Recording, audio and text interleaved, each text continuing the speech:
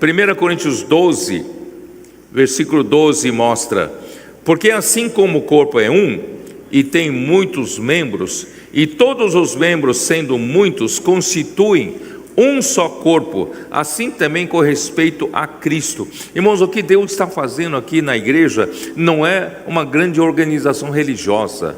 Deus está fazendo o quê? Ele está criando um organismo vivo, o corpo de Cristo. A igreja é a videira, a igreja, né, e nós somos os ramos da videira. A igreja é o corpo de Cristo e nós somos membros desse corpo, tá? Pois em um só Espírito todos nós somos batizados em um corpo, quer judeus, quer gregos, quer escravos, quer livres, e a todos nós foi dado beber de um só Espírito, né? Ó Senhor Jesus. Versículo 20: o certo é que há muitos membros, mas um só corpo. Ó Senhor Jesus. Por isso, irmãos, que hoje o caminho mais excelente é o amor, mas o caminho do amor chega-se através do profetizar, através da palavra. Por isso, irmãos, os primeiros, a igreja primitiva vivia, né? Pela palavra dos apóstolos que os membros da igreja recebem a vida e natureza de Deus, e essa palavra contém o amor de Deus. É a palavra dos apóstolos. Então a igreja recebe o ensinamento dos apóstolos. Dê uma olhada em Atos capítulo 2, versículo 42. Atos 2, 42. Como vivia a igreja como esse organismo vivo, tá? E perseveravam na doutrina, essa doutrina, melhor traduzir para ensinamento, né? E perseveravam no ensinamento dos apóstolos, e na comunhão, no partir do pão e nas orações. Tem alguma versão que traduz assim: perseveravam no ensinamento dos apóstolos e na comunhão dos apóstolos. Irmãos, os apóstolos traziam ensinamento, traziam a palavra. Eu digo hoje a palavra profética. Eles são como profetas que falam a palavra da parte de Deus. Então, eles falavam a palavra profética e a igreja fazia o quê? A igreja tinha comunhão nessa palavra. Irmãos, é isso que nós estamos fazendo hoje. A palavra profética chega até nós e imediatamente, irmão, hoje à noite mesmo, nós temos um grupo de irmãos servindo-nos de uma maneira maravilhosa. Hoje à noite mesmo já sai a imersão para amanhã. E amanhã já está a imersão para todos os 7 dias da semana. E imediatamente isso vai nos levar para quê? Para a comunhão da palavra profética, né? Hoje recebemos a palavra profética, agora vocês estão recebendo a palavra profética, imediatamente nós vamos ter já ferramentas da imersão para nós já termos comunhão sobre a palavra profética, tá? Então é assim que a igreja primitiva praticava e nós hoje, graças a Deus, praticamos. Por isso, irmãos, vamos lá para Romanos 12. Romanos 12.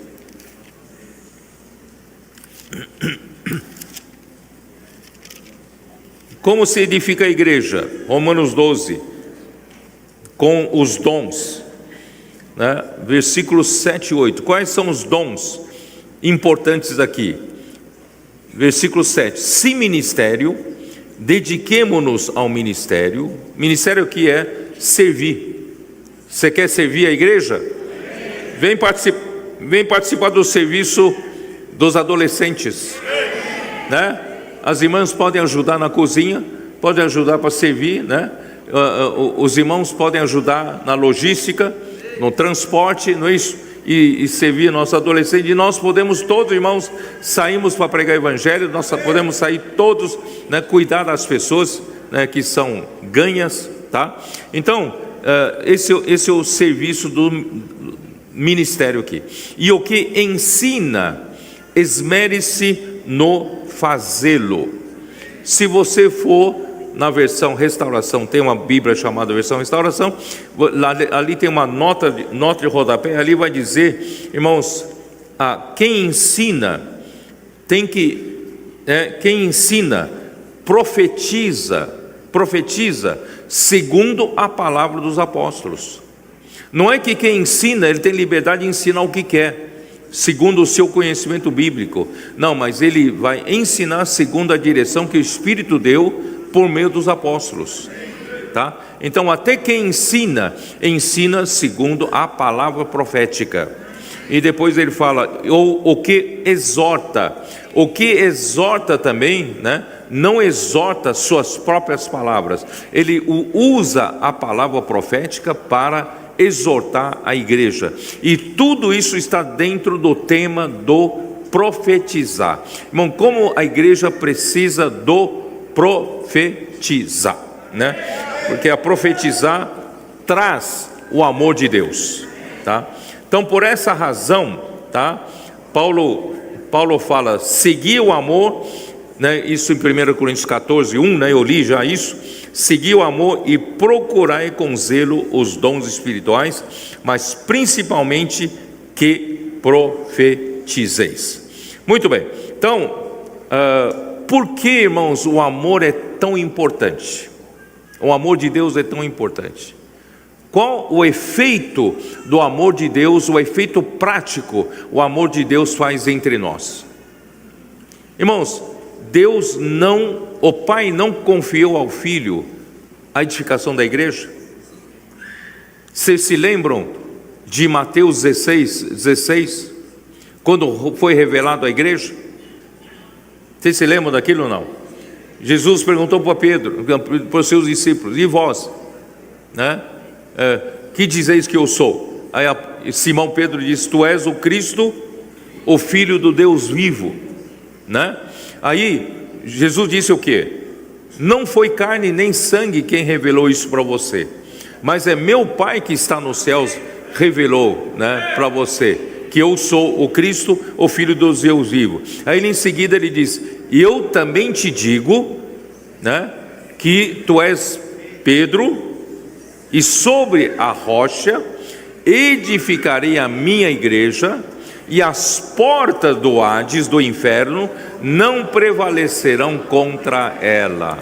Irmãos, Jesus recebeu uma incumbência do Pai de gerar a igreja e edificar a igreja.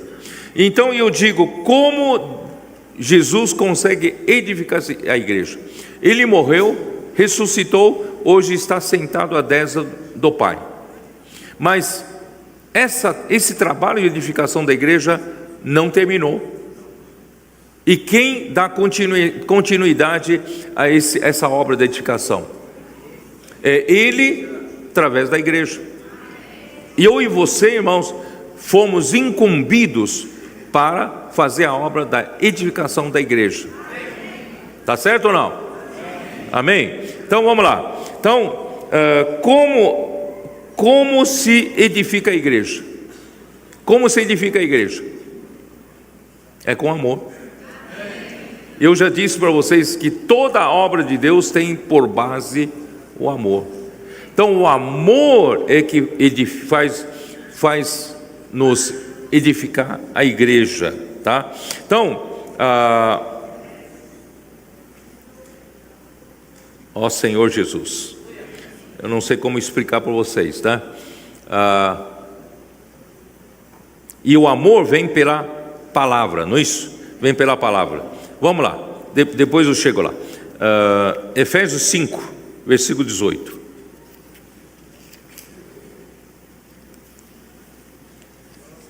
E não vos embriagueis com vinho, no qual há dissolução, mas enchei-vos do Espírito. O nosso Senhor Jesus morreu, ressuscitou, né? Ele veio em forma do Espírito até nós, tá?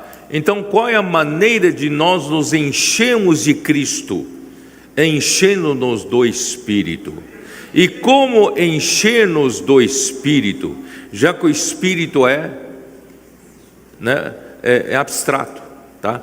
Então, aqui diz: como encher-vos do Espírito, versículo 19, falando entre vós com salmos, hinos e cânticos espirituais. Irmão, como podemos nos encher de Cristo? Como podemos encher do Espírito?